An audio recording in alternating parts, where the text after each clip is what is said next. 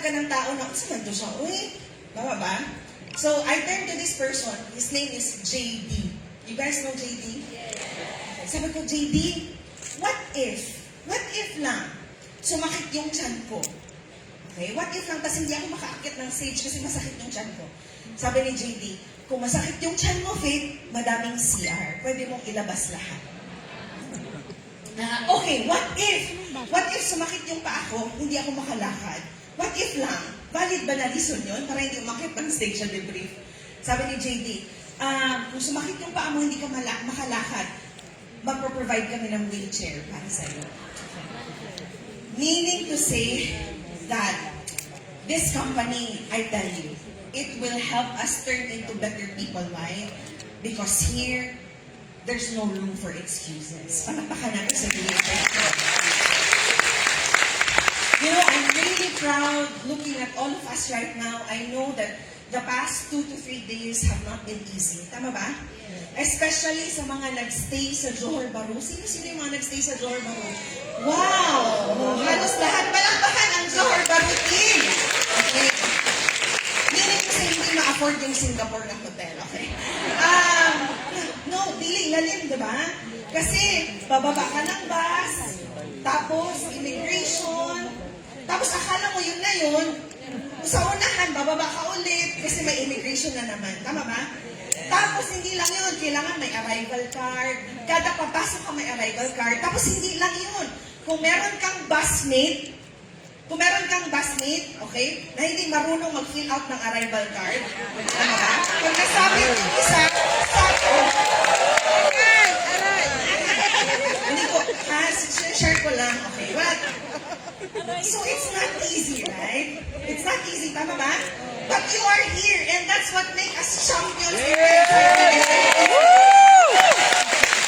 So, I just want to share, before coming to this trip, you know, I have a son. And my son, every time I would ask him, what do you want to be when you grow up? Okay? Because we have to prepare them as early as now, right? The last time when he was still small, he would say, I want to be a YouTuber, I want to be this and that and that. So many dreams. But today, every time I ask my son, what do you want to be when you grow up? Actually, nothing, because I will inherit your account in Freeway anyway.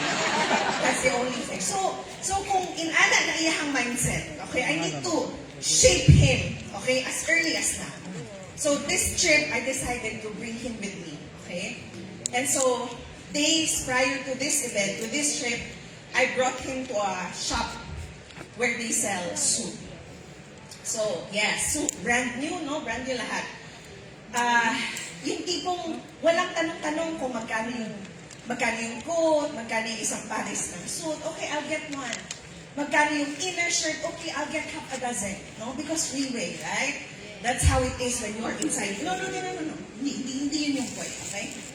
And then, after several minutes, mother and son came in. May pumasok dun sa shop. And they went inside, and the mother asked the salesman. Sabi niya, sir, magkano ito? Okay, and then the salesman said the price. And the mother was like, okay, saan yung mas mura dito? And then the salesman pointed to a cheaper pair of suit. And the mother was like, sige sir, kasi magsa-start na ng internship yung anak ko. Pag-iipunan ko to, babalikan ko to sir ha, after 1 month, give me 1 month. And it was so painful watching that moment. It was so painful. It was so painful because the son was right behind the mother. And the son was like, Ma, huwag mo nang pilitin. Ayaw na pugsa sa Bisaya. Ayaw na mag-rent na lang ta, mangita na lang ta para to. And it was so painful. Why? Because this was my mother 8-9 years ago, right before we started doing Libre International. This was my mother, and I was the son behind the mother 8-9 years ago. That very simple moment, and it all went back. How life used to be so difficult right before Libre International came. And I wanted, alam niyo, parang natent ako na, tita, gusto mo bilhan ko ng suit yung anak mo.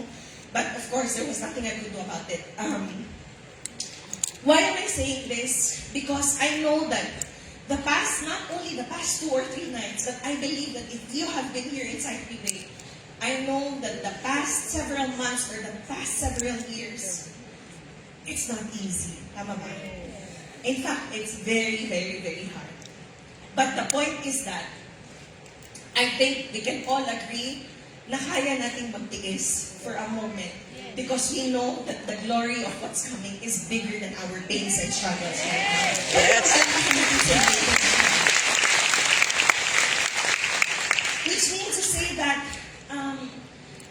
when John said earlier, now is not the time to get tired. Now is not the time to complain.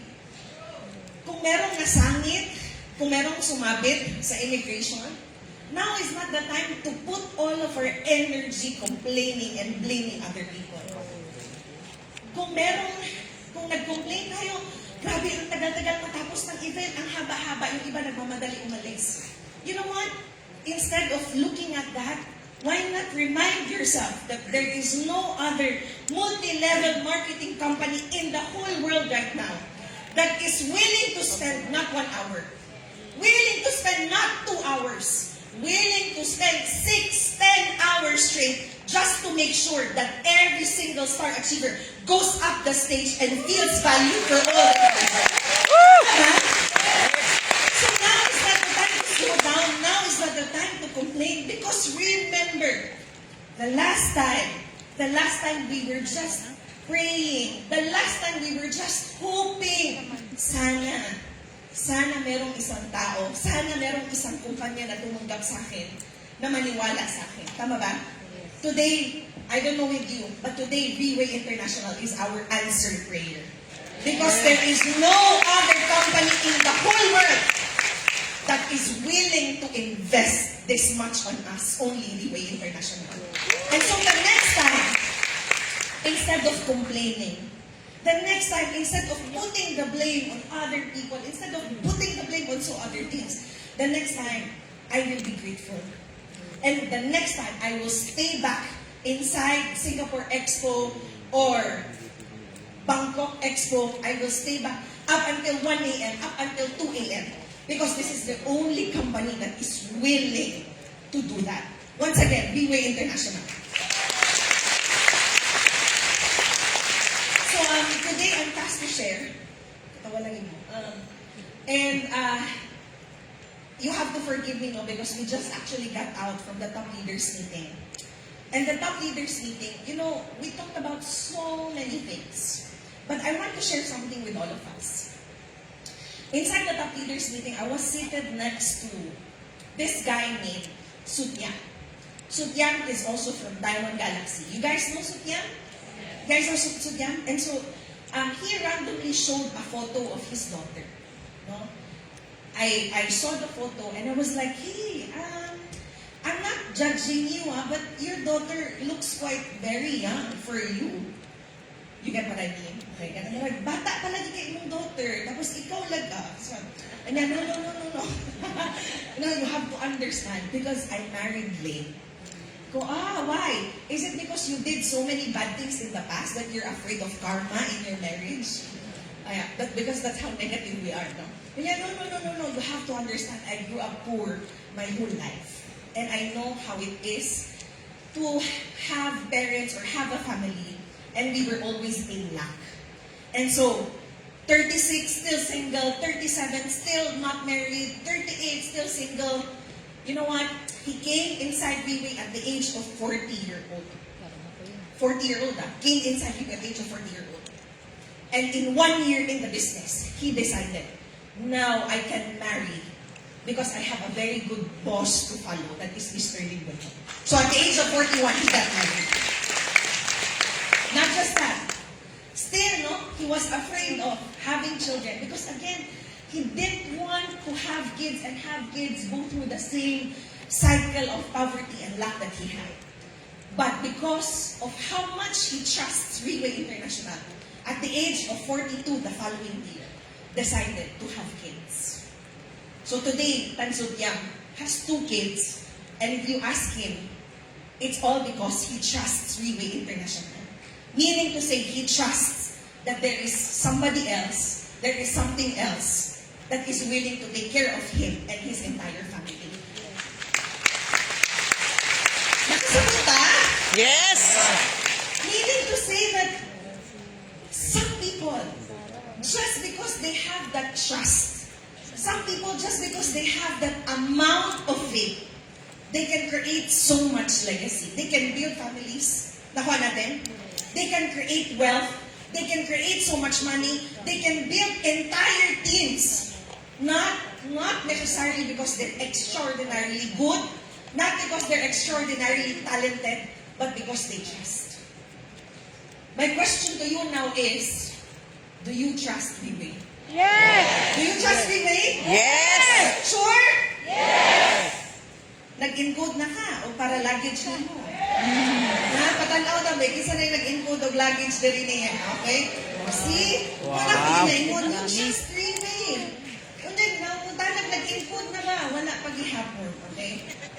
Do you trust Freeway? Yes! If I trust Freeway, I will not buy not one set. Yes. Minimum 2 sets. Tama ba? Why? Because kung ako, meron akong Freeway luggage, paunsa na lang akong bana o kasawa, nagkagidlay ang luggage, tapos ikaw nindot kaya mo ang luggage. Point is that, if you really trust Freeway, if you have faith in this sa asawa mo, sa anak mo. because the last time we were so poor, we were so much in lack, now good things have started to happen because of Freeway. Stop being too calculative. Stop being too doubtful. Because from my experience and from my perspective, the people who grow the most inside this business, they are the people who trust the most. Freeway International. So actually, nag-isod ko pa sa mga sa slides. Namang yung slides guys. But, okay. So now we are all here because we all want to. Kanang dili taganahan na magsige tagdagan-dagan na hilahi tagdireksyon. Tama ba? We all here because we want to align ourselves with that of Freeway International. And so for the next coming slides, alright, I will be sharing with you why you should trust Freeway even more, especially in the next coming 3 months. Because from what I have heard and listened to from the top leaders meeting, everything is laid out for the next 3 months so that Philippines can have more people earning money, so that Philippines can have more people leading bigger teams inside the business. Are you excited? Yes! Okay. So first is of course our leadership training seminar. So this quarter we will be having 5 or 6 leadership leadership training seminar. Okay. So 29th October it will be in Warsaw, Poland. So there's going to be one for the entire Europe market. Next, okay, is Hong Kong, be led by Celeste Chang. Next, okay, there's going to be one in Taipei. Next, one in Bangkok as well. So as you can see, do you guys observe something? Yes, it's an observing. Ha? Nanay mga puti. Ha? Nanay mga puti.